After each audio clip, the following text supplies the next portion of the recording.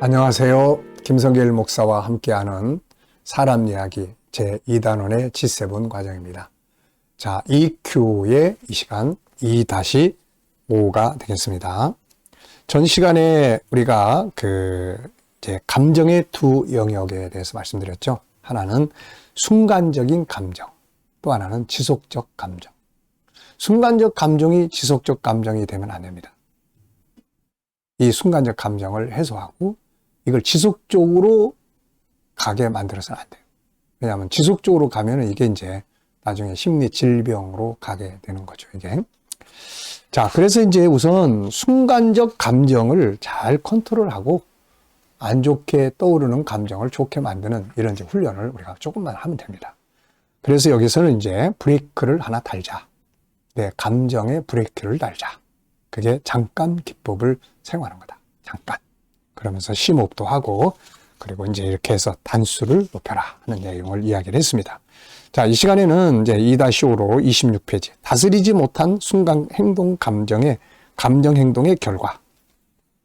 자, 여기서는 이제 지금 분노의 감정을 이야기를 하고 있어요. 물론 이제 감정에는 분노만 있는 게 아니라 우울한 감정, 또 속상함의 감정, 또 슬픔의 감정, 또 뭐 사람 만나기 싫어하는 대인기피의 감정, 뭐 다양한 감정들이 있어요. 그러니까 이런 감정들도 똑같은 방법으로 해결하면 되는데요. 여기서는 우선 이제 분노 감정을 우리가 좀 다스리는 이 부분을 이야기를 하고 있습니다. 자, 결국은 순간적으로 팍 올라오는 이 감정을 다스리지 못해서 생기는 문제가 엄청나게 많습니다. 어떤 부분은 뭐 빈대떡을 같이 먹으면서 재밌게 텔레비를 보고 있었어요. 근데 텔레비 이 채널을 자꾸 바꾸는 거예요. 네, 남편은 스포츠, 아내는 뭐 드라마. 그 자꾸 이게 싹 바꾸다 보니까 나중에 그냥 남편이 화가 나니까 그냥 먹던 빈대떡을 아내 얼굴에 던져버렸어요. 그 던지는 이제 채널 바꾸는 요 정보가 남편의 감정을 아주 화가 나게 만든 감정을, 화나는 감정을 만든 거죠. 이거를 이제 이때 브레이크를 딱 하고 최선의 방법이 뭐지? 고수, 최고수. 그러면은 고수는 어떻게 해야 됩니까? 여보, 그래. 당신이 재밌는 거 찾아. 그래. 같이 보지 뭐. 이러면 최고 고수가 되는 거거든요. 이때 남편은 이런 훈련이 안 돼서 그런지 그냥 먹던 빈대떡을 던져버렸습니다. 근데 이게 하필이면 아내 얼굴에 맞았네요. 그러니까 이 아내가 얼굴에 딱 빈대떡이 맞는 순간 정신이 돌아버렸죠. 순간 감정이 확 이제 극대화돼 버린 거예요. 그래서 이 모멸감을 참을 수 없어서 그냥 아파트에 뛰어내려 버렸습니다. 죽었죠. 순간의 분노가 가정이 파괴돼 버린 거예요. 나중에 참 얼마나 후회를 했겠습니까, 이게. 격분의 피해자는 결국 자기 자신입니다. 어떤 사람이 이런 사람이 있어요. 여기에 행크라는 사람인데 월요일 아침 꽉 막힌 도로 가운데 꼼짝도 못하고 있다. 회사에 지각할 게 뻔하다. 교차로에서 다른 차가 앞으로 끼어들자 이 사람은 경적을 울리고 아까 그 차 운전자를 향해 막 화가 나니까 고함을 질러댔다. 잠시 뒤로 또 다른 운전자 끼어들려 했을 때 그는 급히 브레이크를 밟아 차를 세웠다. 그리고 뒷좌석에는 야구방망이를 꺼내들고 차에서 내려 그 차의 유리창을 내려쳤다.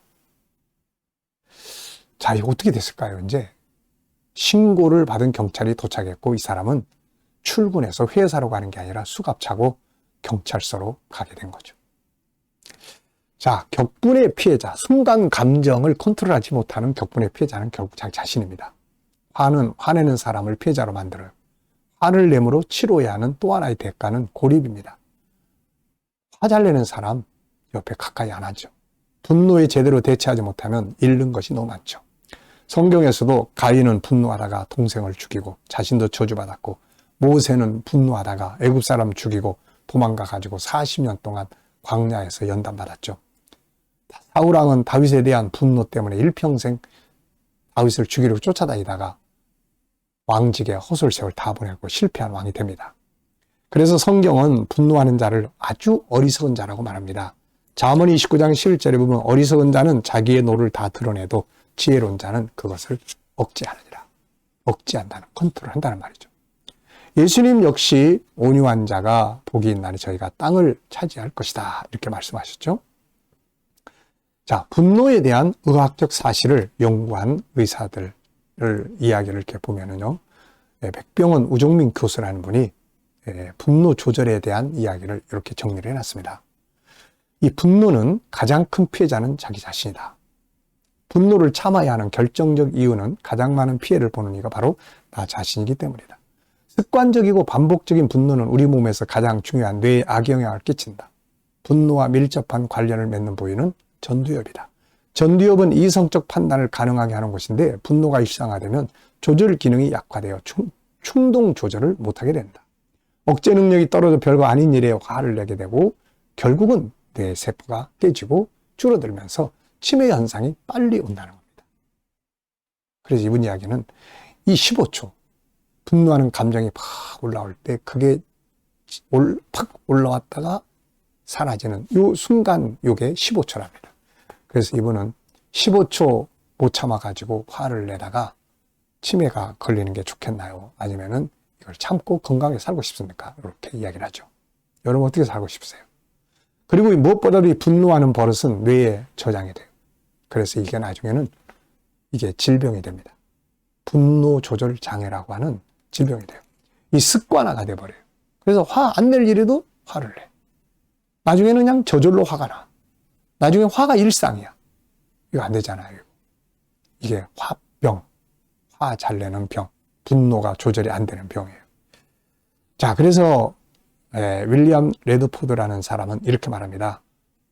공격적인 화는 독을 마시는 것과 같다. 공격적인 경향이 높은 사람은 그렇지 않은 사람에 비교해서 생명을 위협하는 병에 걸릴 가능성이 높다. 실제로 이런 통계들도 많이 나와 있습니다. 미국의 어느 대학에서 법대생들을 A그룹, B그룹으로 나눠서 A그룹은 분노를 잘하는 사람들, B그룹은 화 안 내는 사람들을 구성해서 연구를 합니다. 그리고 이들을 25년 동안 추적해 본 결과 분노를 잘하는 그룹이 그렇지 않은 그룹보다 사망률이 9배나 높았다고 합니다. 자, 빨리 죽고 싶으면 맨날 화 잘 내면 돼요. 자, 성경에서도 이런 분노에 대한 걸 굉장히 많이 말씀을 하셨어요. 그래서 분노 조절 잘해야 됩니다. 자, 물론 이제 순간적 감정에 분노만 있는 게 아니라 그랬죠.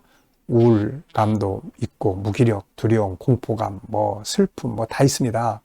이런 순간적 감정들을 잘 컨트롤할 수 있어야 합니다. 순간적 감정 앞에서 흥분하거나 종이 되지 말고 고수가 되어보자. 순간적 감정 앞에서 종 노릇하여 그대로 행동함으로 많은 것을 잃어버린 사람이 있는가 하면 반대로 잠깐 기뻐 혹은 감정 컨트롤을 늘 훈련해서 호흡하고 더 좋은 방안을 찾고 그리고 최고수처럼 이렇게 행동하는 사람들도 있습니다. 가끔 이제 놀이터나 이런 데 가면은 아이들을 데리고 나온 부모들을 보게 돼요. 그럼 어떤 아이들은 막 울고 뗐으면 부모는 막 더 화를 많이 냅니다. 막 야단치고 때리고. 그래서 어떤 부모는 화 안 내는데도 뭔 말을 하길래 아이가 나중에 잠잠해져요. 이렇게. 자, 이게 교육에, 인간관계, 내 삶의 행복에 이 순간 감정을 컨트롤하는 거 굉장히 중요한 일입니다. 자, 성경은 에베소 4장 26절에 보면 바울 사도가 분을 내도 해를 넘기지 마라. 이게 이 분노의 감정이 지속되게 하지 말라는 거예요. 빨리 이거를 해소해. 화해를 하고 미안해. 아유, 내가 잘못했어. 이런 것도 빨리빨리 하면은 감정을 빨리빨리 해소시킬 수가 있죠. 자, 여러분, 우리가 살아가면서 정보를 피할 수는 없습니다. 그리고 이 감정의 변화 피할 수 없어요. 그런데 이걸 잘 컨트롤하고 다스릴 수는 있습니다. 이걸 컨트롤하고 잘 다스리고 오히려 조금 더 고수가 되면 오히려 더 좋은 관계들, 더 존경받고 더 성숙한 모습을 보여줄 수가 있게 되는 거죠. 더 멋진 사람이 되는 겁니다. 이런 게 아예 없는 게 아니라 있지만 잘 컨트롤하고 잘 관리를 하면 더 멋진 삶을 만들어갈 수가 있게 되는 거죠. 자, 순간 감정을 잘 컨트롤해라. 이 시간 말씀 여기서 마치겠습니다. 감사합니다.